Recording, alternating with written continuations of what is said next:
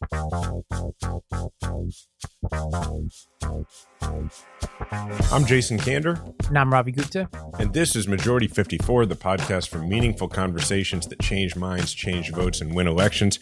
Ravi, you're about to head to L.A. to see the Bills opener. I mean, it's not. It's the opener, even though it's not the season home opener. Yeah. Well, it's just been a lot of travel lately. Like last week, I was in Pennsylvania for that reporting trip, and then I went to Jackson, Mississippi to report on that water crisis, and then now I'm going to LA for this game, which will be a lot of fun. This is like my week of sports. I went to the U.S. Open this weekend. I saw this young kid who's 19 years old named Carlos Alcaraz, who's the number 4 tennis player in the world, and he's 19. I saw him play, which is amazing. And the Bills owner's daughter was also, she's a professional tennis player who's now made it on to either the quarterfinals or semifinals or whatever. So maybe that's a good omen for my Bills.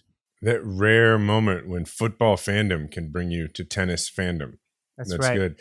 Yeah. Well, speaking of sports, the Kansas City Hustler season is winding down. We have about 3 weeks of play left. And I will tell you what, being 41 and playing at this point in the season, and I bet this is true like at every age at the end of a season, but especially when you're playing a lot of games in your early 40s, everybody is just so hurt. Like I'm walking around like during the day, not even at games. I'm walking around. I got like this elbow strap on for tendonitis. I don't think my wrist is like broken, but like it is messed up. So like on my other wrist, there's a brace like all the time.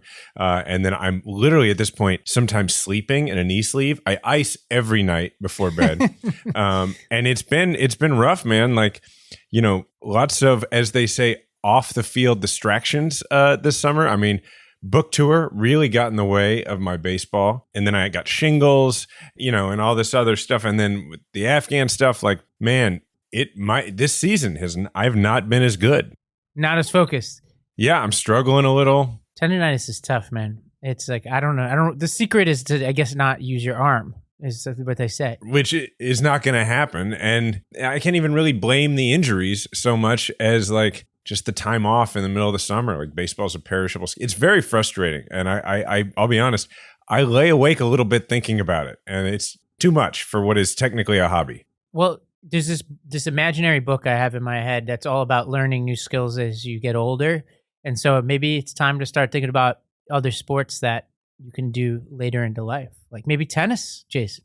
I see like 90-year-olds playing tennis. No. There's a 75 and older World Series played in Arizona every year for baseball, not softball. That's your dream. I will play in that in my 80s. That's my goal. I'll come see you. Well, let's talk some trash, Jason. I think our big candidate this week, who also happens to be a candidate for the U.S. Senate in Arizona, is Blake Masters. There are posts that were unearthed from his college days, and I'm not exactly sure what's going on here. I think it involves a vegan co-op of some sort at Stanford University that Blake That's Masters. my favorite part of this. What makes me respect him more. But then it's not exactly what I would have pictured from a vegan co-op. But it's kind of, but in some ways maybe it is. They were trafficking and kind of conspiracy theories. And it was this weird combination of like Noam Chomsky leftism with like libertarianism. And I guess that checks out. I'm just trying to remember from my college days what these people were like. But Blake Masters, the GOP candidate for Senate, the Peter Thiel candidate, had these message boards. It reminds me of college, like that this is how people were communicating. And he just had a lot of weird things to say. He had already previously claimed the Unabomber was a, quote, underrated thinker. He was trafficking in conspiracy theories about 9/11. He was... he basically called voting a waste of time. Said it was immoral. Yeah. And then basically he's like, if you're gonna vote, he says, quote, if you must worship that miserably peculiar American deity called democracy tomorrow. And then he goes on, well, then if you're gonna worship that deity, that peculiar, miserable deity, then vote against Proposition 80 or whatever it was in California. So he's like, if you must. And so I raise this because, everybody is entitled to change their minds and evolve from college, et cetera. But this is a guy who's a part of a party that doesn't seem to respect the elections and our democracy, and also seems to be a party that seems to be flirting with, if not outright embracing, conspiracy theories. And so it seems that this kind of checks out, I guess, is my point about Blake Masters. Yeah, I'm of two minds on this, right? Because college is the time when you're supposed to explore really stupid ideas, right? Like, I mean, youth is the time as you learn and you take in new stuff. You have such little experience to draw on that the next book you read, just percentage wise, right? Like the next book you read is a higher percentage of the knowledge you have taken in than it will be later in life. Yeah, it just changes right? your worldview. Every book you read. Yeah. Exactly. And so like I want to forgive the guy a little bit when it comes to that. What I feel even the stuff where he's like, well, we should consider the idea that September 11th was like, even me, like a guy who my reaction to 9/11 was to join the military. And even I am like, look, I remember that stupid loose change thing that was on YouTube. I remember how persuasive a lot of that crap was. So I can even like sort of, assuming he doesn't think that stuff anymore, there's a part of me that can be like, all right, there's some forgiveness here. I can understand that. But here's the two things that I think this illuminates, right? One, this guy's an asshole. Like, I mean, I read through some of the emails and like there's so much projection of like, I'm a man and I'm a man who has these manly, rugged ideas. He reminds me a lot of, I'm not going to name names, but a guy that I went to college with, who I remember this one thing that happened with this guy. He came from suburban Chicago and he was very, very conservative, but like, that's fine. It was just that his identity had become, I'm the hardcore Republican guy on campus, right? That was like his identity.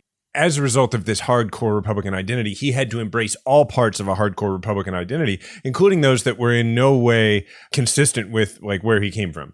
So one day I am at his house that he shared with a bunch of buddies, and I go upstairs to use the restroom, and I see one of the doors to one of the bedrooms has a sign on it that says, I am the NRA. And it's a picture of a guy pointing a pistol at you. And I came downstairs and I said to the guy, who we'll call Guy, I said, hey, Guy, is that your room? The I am the NRA? And he's like, hell yeah, it is. And I go, so Guy, do you own a gun? And he's like, well, no. And I go, you're from like the suburbs, right? In Chicago? And he's like, yeah. And I go, so Guy, have you ever fired a gun? And he just goes, fuck you, Candor.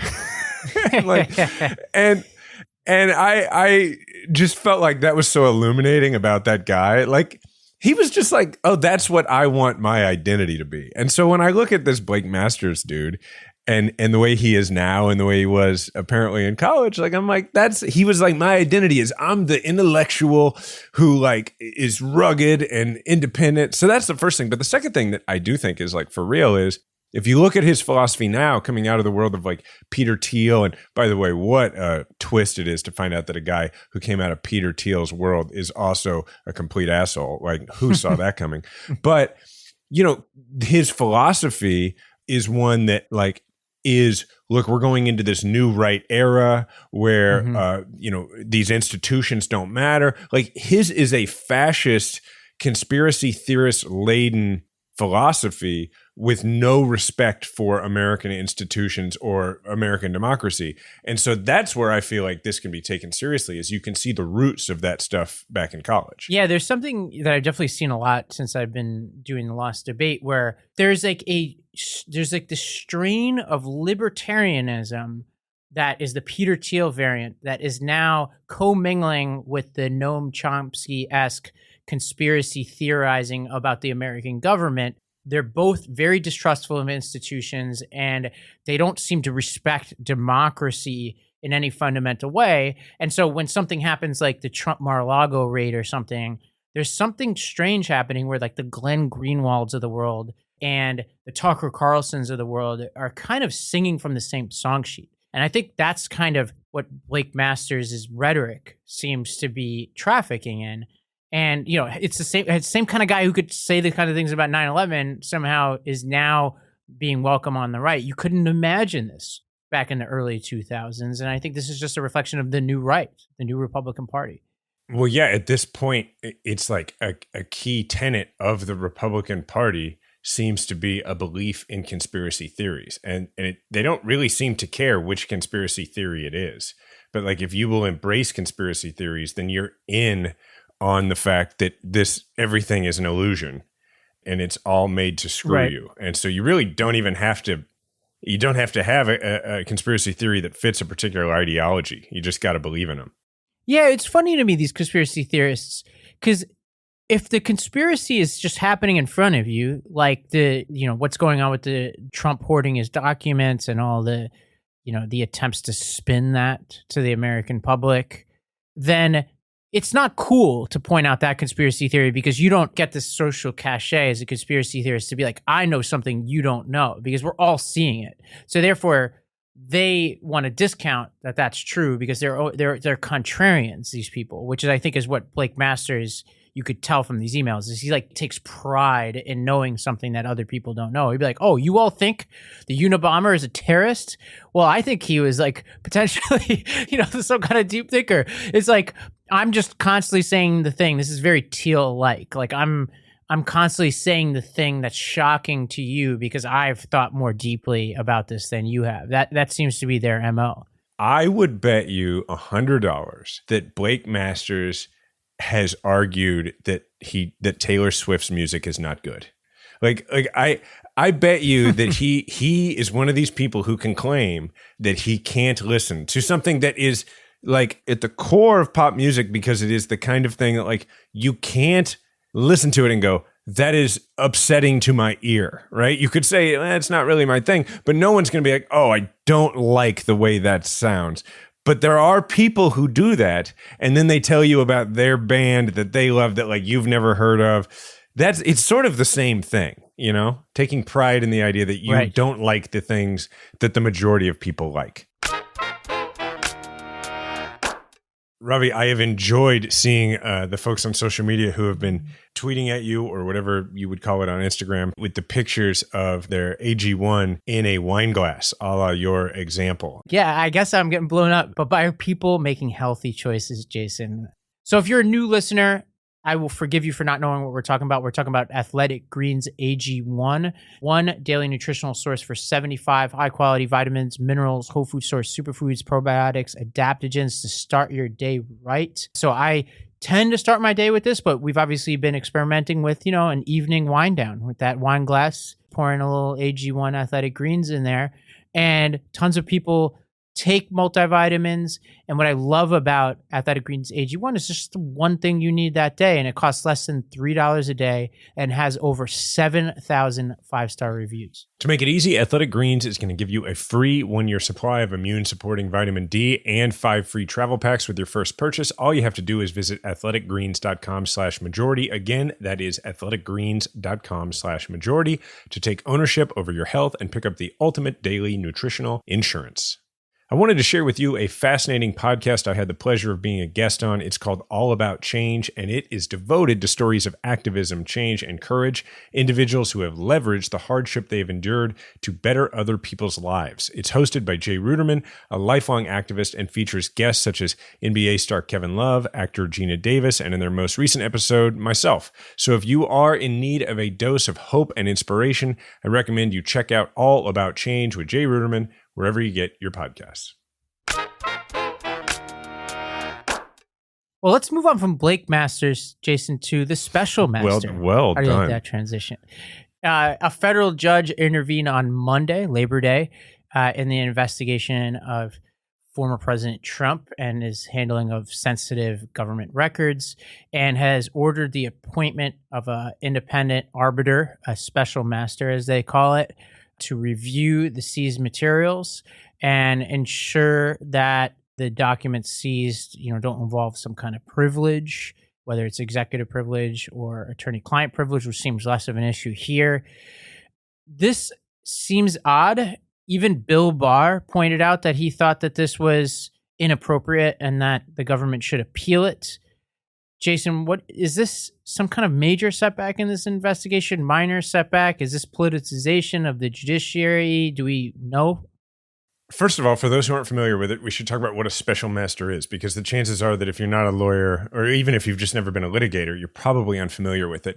I had a case once where a special master was involved, and really all a special master is it's somebody who comes in during the discovery process, right? So not during like the main part of a case. It's somebody who, during the part where the sides are exchanging documents, which this is a little different than that, but that's basically what it is. The part where it's like which evidence is going to be used. A special master can be appointed to say like what each side is allowed to see if there's some dispute about that kind of thing. That's really the only purpose of it, right? And Jason, correct me if I'm wrong, a common case of a special master would be, for example, if a law firm itself is the subject of an investigation, because so many of the documents under their purview would be subject to attorney-client privilege. So it takes a particular kind of expertise to wade through that. It happens a lot when there are cases that there are like, it's a huge discovery request because there's a lot of documents to go through and there's a big sweep to get a lot of stuff. And it's like, okay, let's actually have somebody who can go through and say what is fair game and what isn't, right?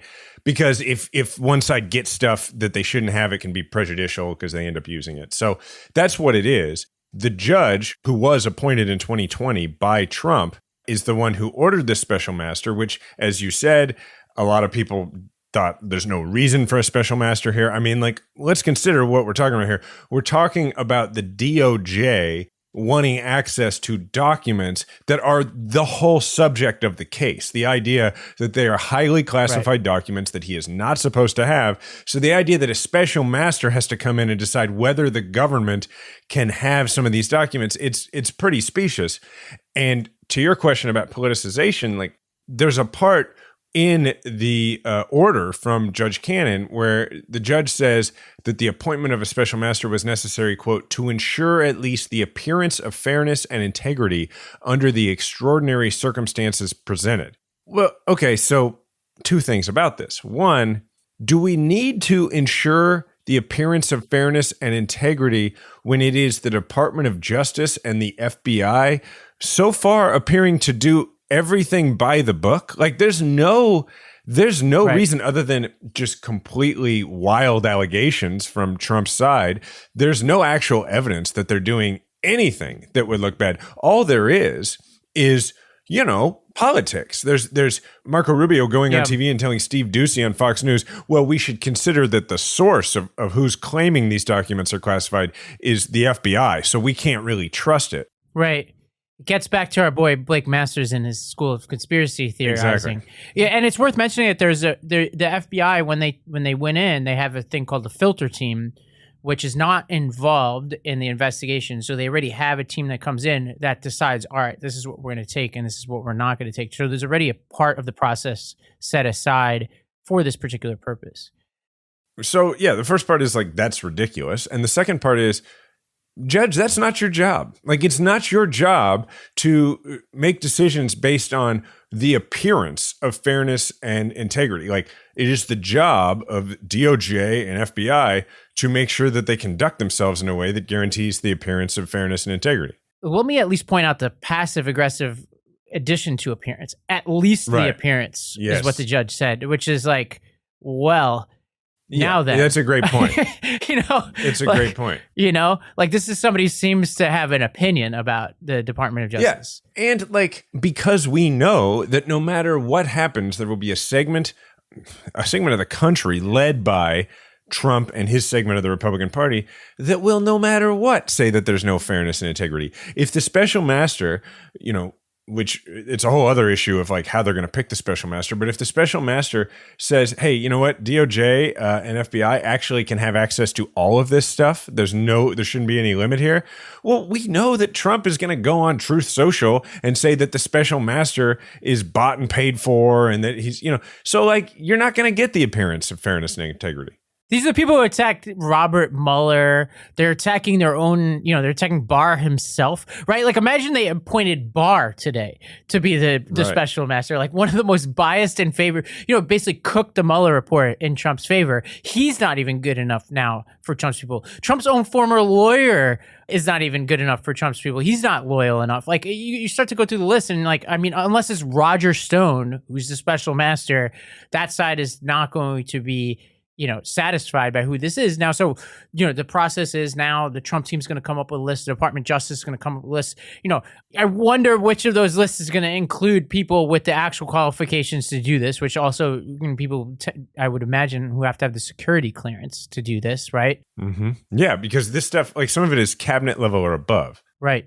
Now, there's a couple different worlds here. So if I'm taking a step back from my outrage, there's a world where this judge is trying to audition for future, appellate court seats or the Supreme Court, or maybe like you be attorney general or something, or elected office, right? Which is very possible. You could see them being like, all right, I don't want to go so far that I become like a fringe character. So I'll just go with one of the people the Department of Justice picks. And then I've fought for Trump. Like I've at least like appeared to fight for Trump. The other world is, and we don't know a lot about this judge, is they go the full distance. And they're like, you know what? I'm going to do the bidding of MAGA world, and I'm going to actually pick one of their people as a special master. So that would be kind of a disaster. It would delay a lot of what the Department of Justice is trying to do with Trump and holding him accountable. It would set a dangerous precedence. But on the positive side, Bill Barr seemed to suggest, he said he doesn't think that the special master will hold up, even though 6 of the 11 judges on the 11th Circuit, which this would be appealed to, were appointed by Trump, which just shows how much we're getting our butts kicked in judicial appointments in this country. Just not Republicans. 6 of 11 are Trump appointees, not just Republicans.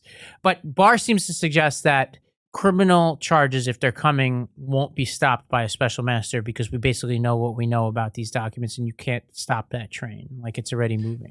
I think that's right. And it should be pointed out that the judge didn't say that they cannot use the documents for the purposes of trying to protect national security, that they can't, take the documents and say, right, okay, now we know what has been compromised. We can act accordingly. But the fact is that you could end up with a special, if it holds up, you could end up with a special master that's like, just comes up with reasons why you can't use certain documents in the investigation, and therefore also in the prosecution, which could mean a couple of things. It could mean that you don't actually have the sufficient evidence to convict Trump, but it could also mean that you don't have the evidence to bring in co-conspirators, because if certain co-conspirators are tied to certain documents and those documents are kept out unfairly by the special master, well, then it has huge consequences. Yeah, and there are 2 pieces of reporting in addition to this I just want to flag for our listeners. One is that Rolling Stone came out with a report saying that they have sources that say that Trump has been bragging about all the dirt he has on the French president, Macron, and his sex life. Now, that's relevant because one of the documents found in Trump's possession was a document pertaining to the background, like some kind of intelligence background on Macron. That feels like a fucking crime to me. I don't know. Like that you are using U.S. intelligence after your presidency that you have in your possession to trash a foreign leader.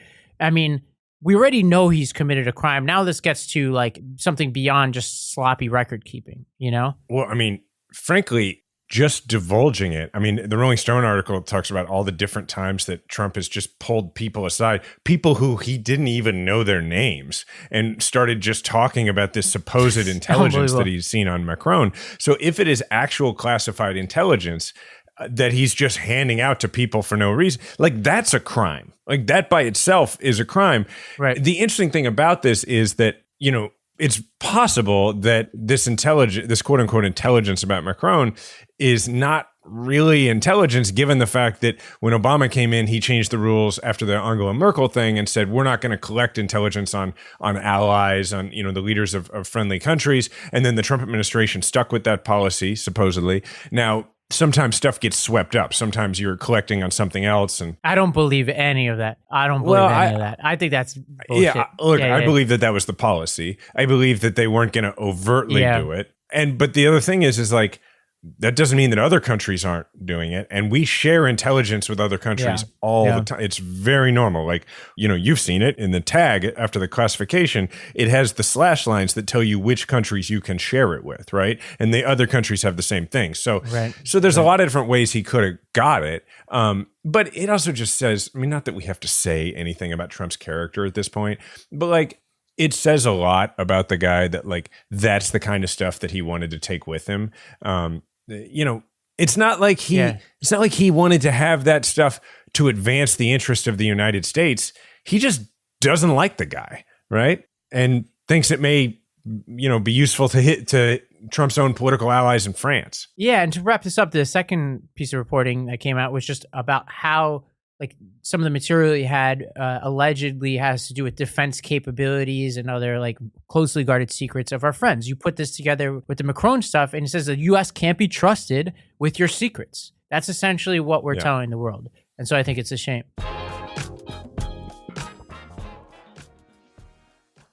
All right, let's talk about Biden's speech. So last week, Biden gave a speech basically warning about the threat that Donald Trump and MAGA Republicans represent to our country. He says that it's an extremism that threatens the very foundation of our republics. He says they don't respect the Constitution. They don't believe in the rule of law. They don't recognize the will of the people. They refuse to accept the results of a free election.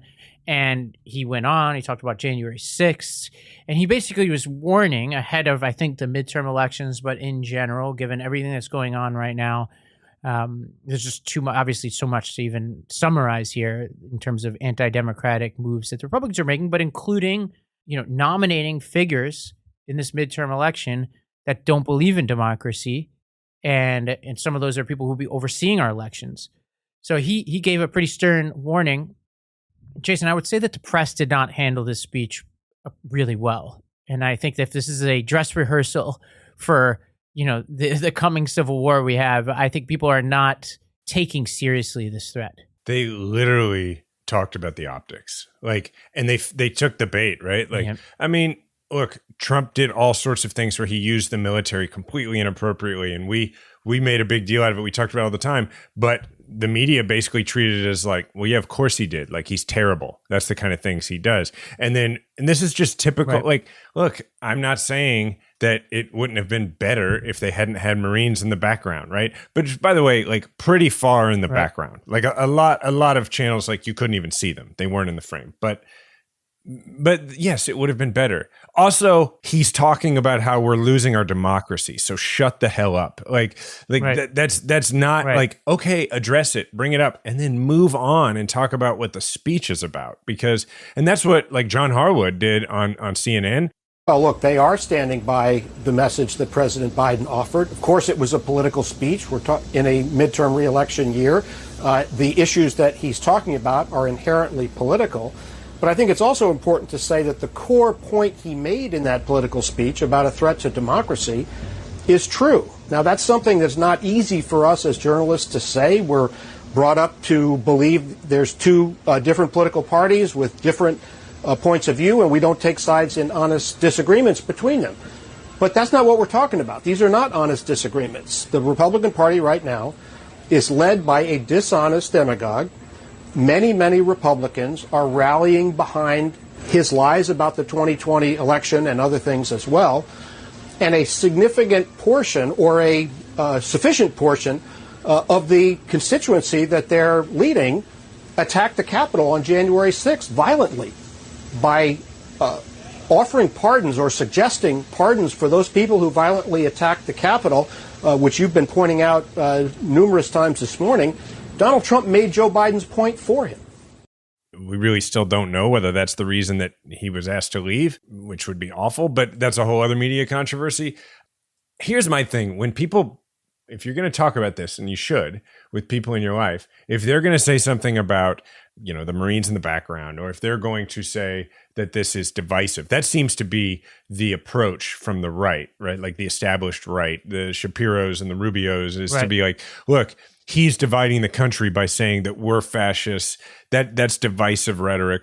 Okay, here would be my question for anybody who says that to you, which is assume for a minute that you believe what I believe and what President Biden believes, which is that democracy is like really fragile at this moment and that it's under attack. Assume for a moment that you believed that. When would be the appropriate time to point that out? Because I think it would be before we lose our democracy and not after. Yeah, and I would say we're during the while phase. We're in the while we are losing Right. the democracy. Yeah, phase, before right? before it's Like, over. somewhere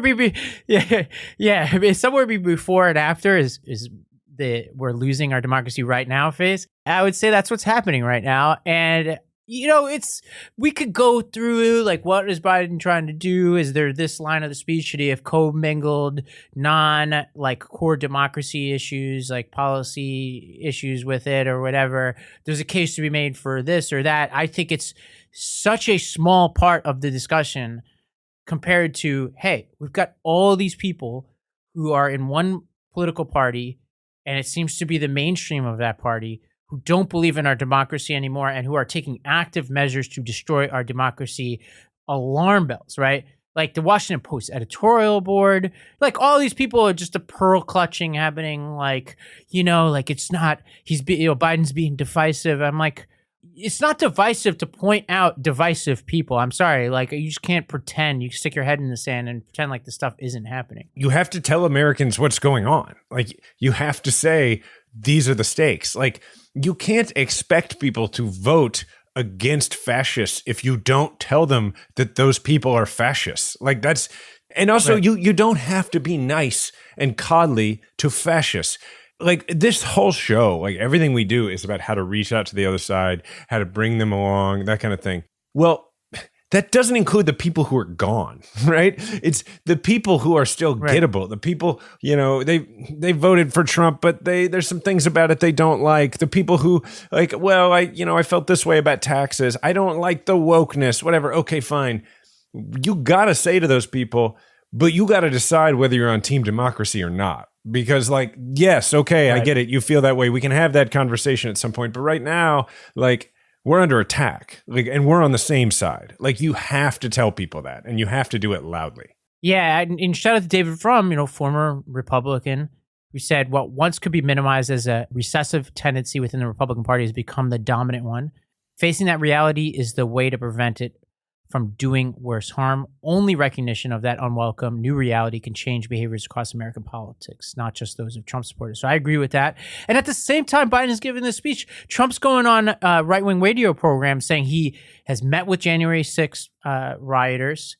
He's financially supporting them. He said that if he wins re-election, he looks forward to giving them pardons, and those pardons will come with an apology from the federal government. This radical left system, these people are sick. There's something wrong with them. Agreed. Nobody's ever seen anything like it. They're sick. And they don't mind. And they're cold. They were telling me about some of the legal people on the other side. They're the most cold-hearted people. They don't care about families. They don't care about anything. They just, and you see what they're doing with the sentencing. And I will tell you, and I'm looking at it very carefully. I've studied it. I study cases. And contributions should be made. We have to do that because, they have some good lawyers. But even the good lawyers, the can't judges, beat fraudulent judges. You get before, Amen. Yeah, you get some of these judges that are so nasty and so angry and mean, the sentences. And I will tell you, I will look very, very favorably about full pardons.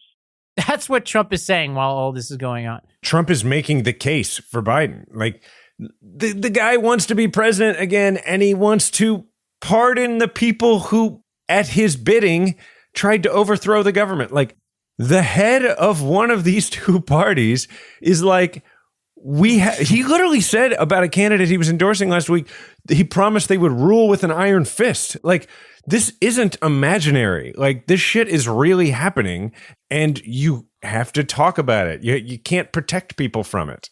If you protect people from it with your rhetoric, bad things will happen. More bad things will happen. The media, it's sometimes I feel like they learn, right? Like Hillary 2016 seemed like there was some soul searching that happened after that. There's all the reports about how the New York Times had all these, headlines leading up to the election about Hillary's emails and corruption with her and wasn't spending enough time on Trump's. You think they kind of course correct, maybe they overcorrect in certain ways in the years ahead. And then you get to these moments again where it's like, man, like I feel like people are spending so much time in like Upper West Side brownstones in Georgetown or whatever, where like the chattering, classes are just like, oh, like, I can't believe what Biden did. I can't believe he used red light behind him. And they're not taking seriously what he's talking about and what the rest of us are seeing. I don't know what to say to them. Honestly, I really don't. Like, I just don't know how at this point, this close to the precipice of whatever hellscape is before us here, that they can't just see it for what it is. It's that Don't Look Up movie come to life, right? I mean, it's just like, it's just nuts. There's a quote that I keep seeing bounced around that I'm going to butcher. I don't even remember who it was from, that about journalism. And it says that, like, if one side says it's raining and one side says it's not your job to say that the two sides disagree. It's your job to open the fucking window. Right. That's what's happening. Yeah. Like it's not the media's job to be like, well, one side says democracy is good and the other side says, not so great. Right. No, it's your job to be like, actually in America, that's like the whole point of this whole thing. So this side is wrong. Like that's not bias. But he used red light behind him, right? It's a good point.